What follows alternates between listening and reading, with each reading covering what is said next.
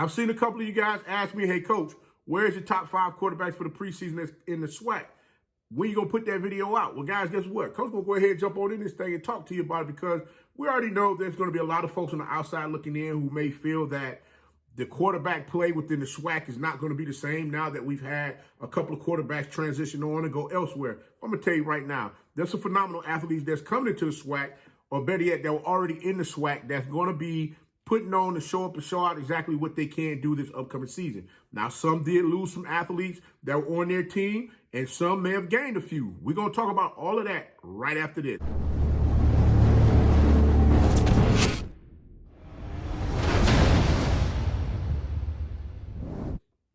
You know it's your favorite coach back at it again. 10 toes down, about to tell you how it all went down. This is Tomorrow Leader Sports Network with your host, Coach Walker. If you're new to the channel, please like, share, subscribe. Hit that notification bell so you can get all upcoming videos. For all my leaders out there, welcome back. Y'all know the drill. Y'all know the routine. If you haven't done so already, please like, comment, and share these videos, and tap in the friend to tell them to come on in. It's never positive vibes. We just having a good time talking about HBCU sports. And don't forget, you can follow us on all social media platforms. The links are listed down below in the description. So without further ado, we're going to go ahead and jump on in this thing because I'm like, Coach, what you got going on over there? Who is your top 5 preseason quarterbacks in the SWAC for this upcoming season? Well, I'm going to tell you right now, Coach going to go ahead and give them Tomorrow Leader Sports Network top 5 preseason quarterbacks. Now, I know some of y'all might not like these that I'm going to give to you, but guys, guess what? Coach going to give you the real of the real as far as what I'm seeing. Now, there has been some quarterbacks that have moved on from one program and went on to the other. For instance, you got Miles Crowley, who was over at Alabama State last year. He's transferred over to Grambling State University. So we're going to wait and see exactly how things pan out with him over there in that program as far as what he's going to do within the Hugh Jackson offensive system. At Jackson State, they lost their quarterback, Shedeur Sanders, who moved on to Colorado. And they have 4 new quarterbacks that's within the program right now. Their spring day is coming up. So we're going to see who's going to be that guy that's going to be leading the charge when he get out there come this fall, when the season starts against South Carolina State, and which Jackson State is going to be looking to get that lick back against them from that Celebration Bowl loss in 2021. They're going to be looking to get that lick back in that game, in that Week 0 game. So we're going to find out who's going to be the leading signal caller for the Jackson State Tigers for this upcoming season. Now, also we have a new quarterback over at Mississippi Valley State, in which the program itself, they're rebuilding over there, trying to get everything in order so that they can go ahead and move forward, getting those athletes in there to build that program back up. University, they lost, who was it, Bashan McCray, I think he went to the transfer portal, and the other athlete that they had over there that played quarterback that came in during the SWAC championship game, I think he either transferred or all of his eligibility was up, and I think he's looking to go play on a professional level. Coach could be wrong about that, so if I'm wrong, please leave your comments below and let me know. But I'm going to go ahead and start off with number 5. Number 5, now this one here was one that I was trying to really sort through to figure out, okay, which direction did I want to go with this one. But I'm gonna start this thing off with Xavier Langford, Alabama A&M. Now, he came into the season having to fill some big shoes of none other than Mr. Akil Glass, who has moved on to go play in the professional ranks. Now, remember, Akil Glass was throwing that ball all over the field, especially when he had those outlaw receivers out there that was putting on a show week in and week out for Coach Maynard and the Alabama A&M coaching staff. Now, they did lose some athletes during the season. A couple of them did go into the transfer portal before the season started, as well as there was a few that shut down while the season was ongoing because, I guess, due to injuries or whatever the case may be, they decided they wanted to do it in about face and make some changes as far as, their playing time out there on the field. So when you have that happen, you have a quarterback that has to step in immediately and try to get themselves acclimated as far as with everything that was going on. Now, watching Langford out there on the field, you did see he had, a little bit more control over the offense than the other quarterbacks that they had out there playing as well. Now, you did have Quincy K games last season. He started a few games here and there, and Langford started, a few games here and there as well. So it was almost like a coin flip as far as with who Coach Maynard was going to put out there on the field to lead the charge as far as the Bulldogs getting out there playing week in and week out. And in some instances, you saw where both quarterbacks ended up playing and one quarterback had more control over the offense than the other. And in a few instances, I did see where Xavier Langford had more control over the offense than Quincy Casey did in a few instances, i.e., I give you that game where they played against what was it, the FAMU game. I believe they were moving that ball up and down the field against FAMU, and then all of a sudden some changes were made, And guess what? They ended up walking away with a loss in that game. The game where I saw Langford get out there, leave it all out there on the field was the Texas Southern game, in which Andrew Body got injured in that game. Alabama A&M, they were down in that game. And Langford team on his shoulders said, hey, guys, look, follow me, let's go.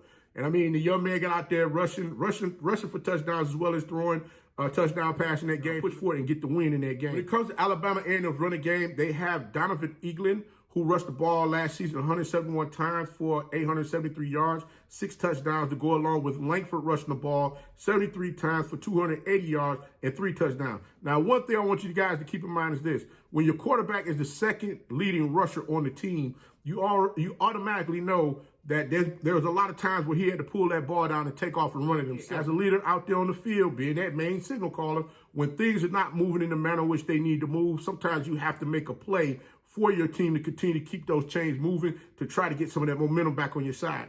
Now, Langford did throw the ball 198 times, completing 100 for 1,252 yards, 6 touchdowns, and 7 interceptions. Now, one thing he does have to work on is getting that ball out a little bit earlier when he's throwing those passes down the field, because sometimes that one millisecond that he took and releasing that ball ended up getting that ball picked off and the other team getting it and, taking that ball, moving it down the field, putting points on the board. I'm hoping in the offseason he's definitely working on his completions as far as with getting his timing and everything down with his receivers and the running backs and whatnot within the offense, because last season his completion percentage, I believe, was like 55%, on his passes. So that's something that I'm sure he's been working on in the offseason to make sure that he's ready to go this upcoming fall season. Matter of fact, their spring game, I believe, is this weekend. So we're definitely going to see how things go with the Alabama A&M Bulldogs as far as with if Langford is going to be that starting quarterback come this fall, because I believe they got another quarterback that they recruited into the system, as well as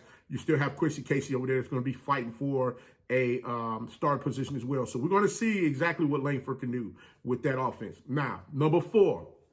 We're going to stay right here in the state of Alabama. We're going to go ahead and switch on over to Mr. Double D himself, Demetrius Davis, Alabama State, who many was looking for him to come into the SWAC and light this thing on fire. Because remember, I believe he threw for a ton of yards back when he was in high school in Texas. So everybody was looking to see that guy come out there on the field. One thing that I kept telling a lot of individuals, that the game transitions from high school to college, especially the speed. And a lot of times where Davis was able to get out that pocket and just be so elusive and get up that field and score on teams, there's going to be someone or someone's out there that's going to be just as fast as he, making sure that he doesn't break for a long one out there on the field, trying to keep him from scoring a touchdown, or better yet, trying to keep him from getting that first down to keep them chains moving. If Demetrius Davis get a small crease out there on the field, he pull that ball down and run, 9 times out of 10, you're going to be looking at the back of his jersey and you're going to put 6 points on the board.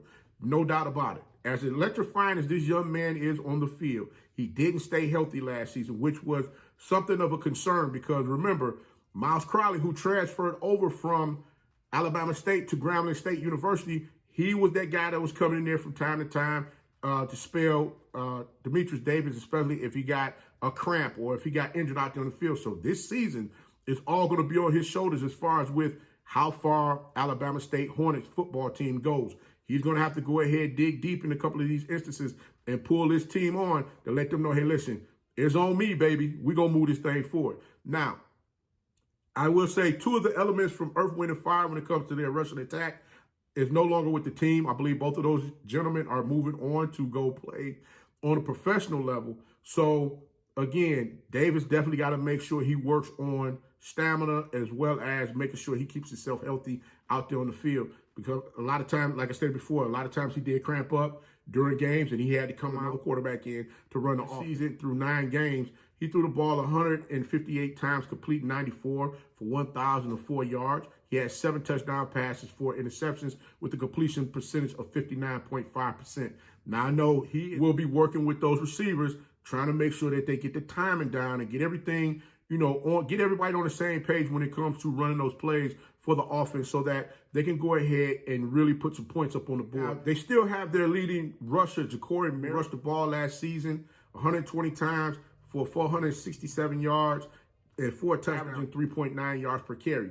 Now, the main question is, now that 2 of the elements from Earth, Wind, and Fire is no longer with the program, who exactly is going to be back there in that backfield with Merritt? We're seeing the growth in Jeremiah Hickson as well as Shedeur out there on the field, seeing those two receivers get out there and really get after this upcoming season. Remember, all of the SWAC teams have got their defensive backs to cover a lot of these receivers.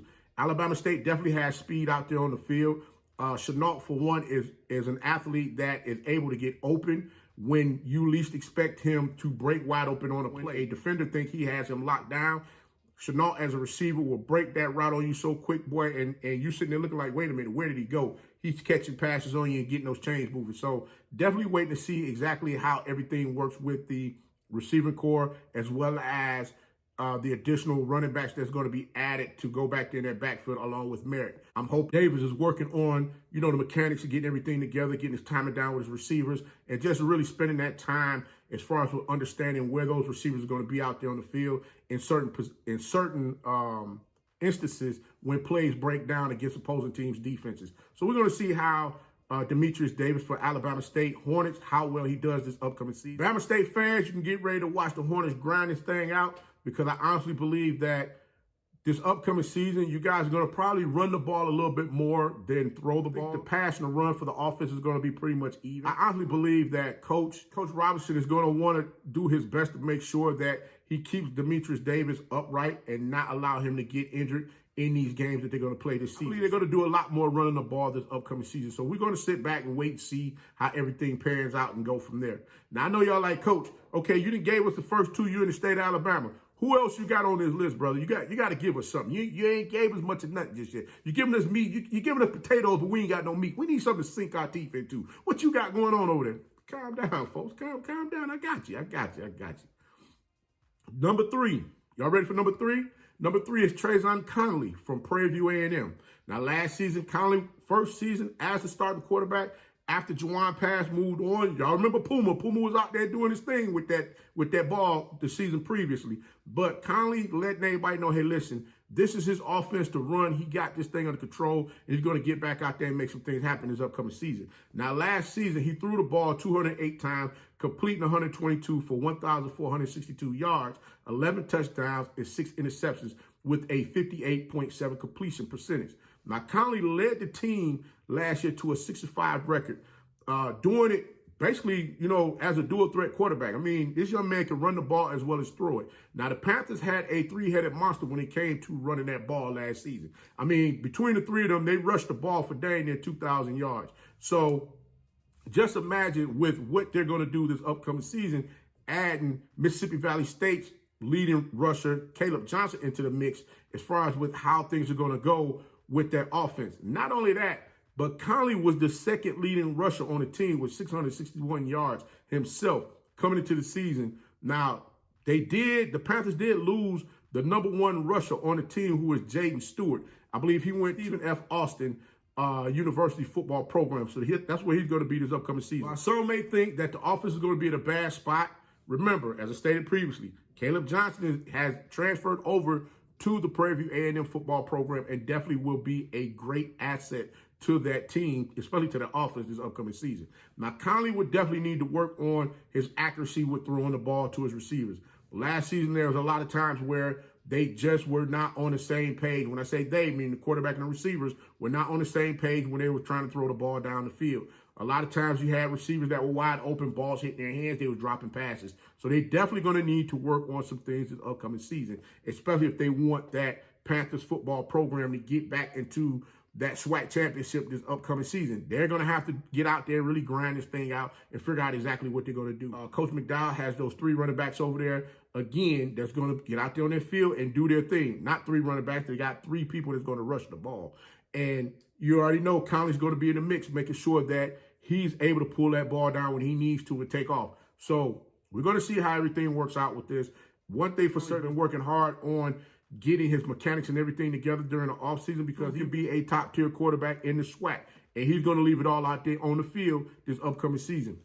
So, guys, we're going to go ahead and see how dangerous the Panthers can become this upcoming season, especially with everything that's in motion with all of the new recruits they got coming into the program. Like I said, if you're not paying attention to Prairie View A&M Panthers football program, you better dig in and find out what's going on, because they're definitely trying to make some moves over there, just like all of the other programs are within the SWAC as well.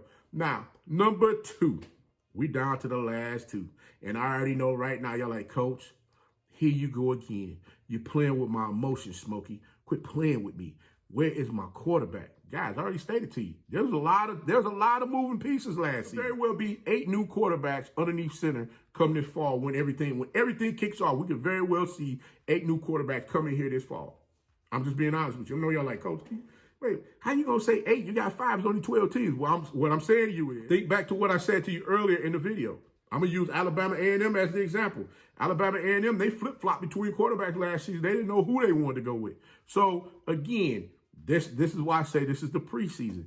When you have coaching staff that flip it between a quarterback where they don't know exactly which direction they want to go, that's why I say you could very well have 8 new quarterbacks underneath center. So, like I said, right now, the spring season, this is dress rehearsal to see who's going to get out there and be that guy. When it comes down to who's going to be that number 1 signal season kicks off, we're going to find out who that person's going to be. But I'm going to give y'all number 2 because I know you're like, Coach, you better have this kid in here. If you don't, I'm coming for you. I'm going to leave you some more nasty messages. Because I already know I'm going to have somebody out there going to leave me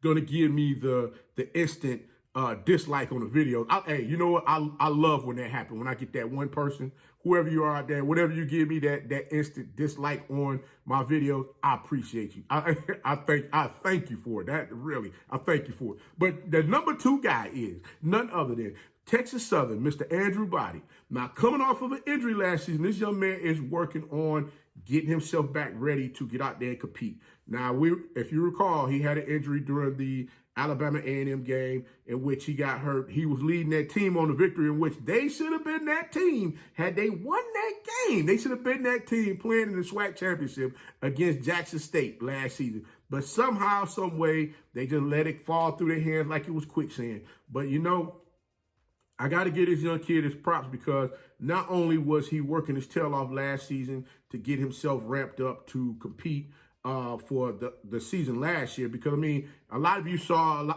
if I'm not mistaken, some of you saw the videos where he was out there working out alongside with Shedeur Sanders, who's now over at Colorado University. Body's a competitor. He is the consummate athlete that wants to get out there and put his best foot forward, making sure that he's able to position himself as well as his team to get them in that place where they need to be. Unfortunately, they fell short last season. Now, this young man, he didn't have many weapons last year.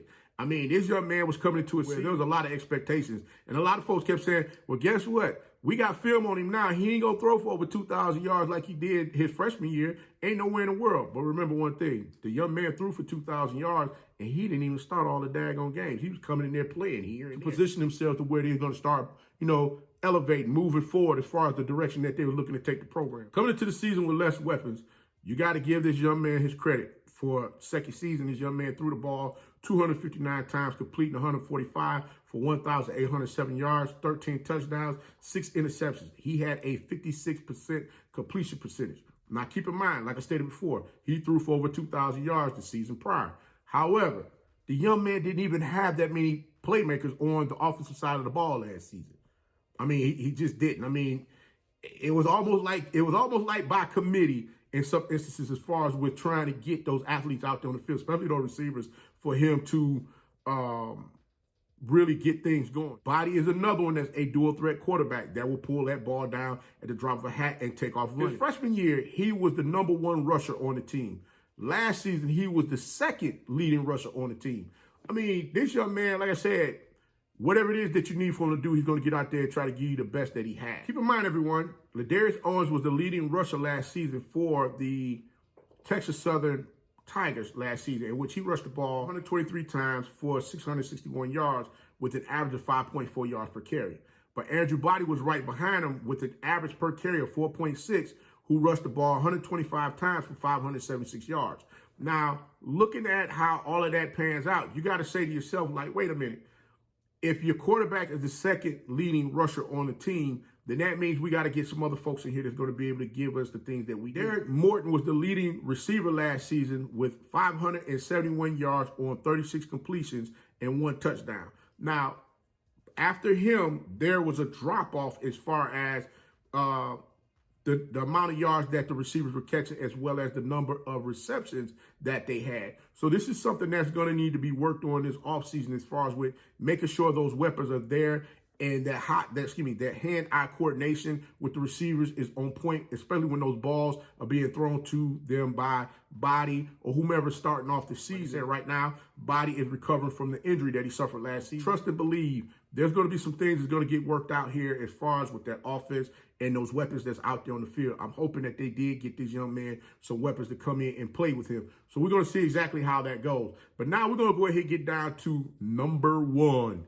And number one is none other than Jeremy Musa himself from the FAMU Rattlers football program, quarterback. Threw the ball 393 times, completing 225 for 2,730 yards, 21 touchdowns, and 10 interceptions, with a 57.3 completion percentage per pass. Now, as far as how the offense was ran, like I said, this young man, they ran the ball 346 times for 1,044 yards and 10 touchdowns. Now, looking at how that offense was structured last season for the Rattlers, it was pretty balanced. Just as many times as Musa threw the ball was just as many times as they had ran the ball. Rattlers offense would definitely be without that number one spark plug, which is Xavier Smith, who would definitely be moving on to the professional ranks this upcoming season. And I mean, this young man, when I say he gets out there and put on a show, every time he puts his hands on the ball, trust and believe this young man is going to make an NFL program excited to have him within the walls of that organization. The man is going to do great on a professional level. Musa was in a situation when it came down to him trying to complete a pass to keep those chains moving. Xavier Smith was that one that would find a way to get himself open for Musa to complete that pass to him to keep those chains moving. You cannot forget about Shedeur Sanders that's over there at FAMU. Things are going to elevate for him this upcoming season because that young man, I believe, was the second leading receiver for the team. So trust and believe that trust factor that Musa has with Sherrod is going to be there, along with those new pieces that they got coming into the program. Again, I believe head coach Willie Simmons is going to allow Musa to manage the game, to make sure he put the ball in the right places for the team to continue to keep moving that ball down the field. Not only that, but you got to remember Jalen McLeod, who will be looking to put on a show every time they get that ball in his hands. And you cannot forget about Terrell Beast Mode Jennings, who's definitely going to be looking to carry the load on his shoulders as well when his number is called to get out there and do what he needs to do also. And they got a new receiver. They got several receivers that's coming in there. And one of the receivers that's coming into that program, he can definitely get the job done. This will be the season that a light is going to be shined on. Like I said, Sherrod, who is the second leading receiver, as well as Jamari Gassett, who is a transfer from Buffalo, look to make an immediate impact in the Rattlers' offensive scheme of things, along with Robert Lockhart, who is coming in as an incoming freshman. Now, as I stated before, Moose could get out there and spin that ball. Now we're going to find out who's going to be that top guy once the season is over with. Coach going to come back and look over the preseason 5 that I just gave you guys and see exactly how things are going to, shape up, especially once the season is over with. But I say this for sure. These are Tomorrow Leader Sports Network's top preseason quarterbacks. Let's see how everything pans out once the season kicks off and see exactly where everybody lands as far as the predictions that I made out of the top 5 that I gave you. There's going to be new quarterbacks that's going to be inserted into programs, which we're going to see. 9 times out of 10, there's a strong possibility that there's going to be a couple of quarterbacks that might get knocked out of the way as far as the position that they're in. So we definitely going to come back and revisit these when it's all said and done. But guys, that's all Coach got for you guys right now. But until next time, be the one and lead.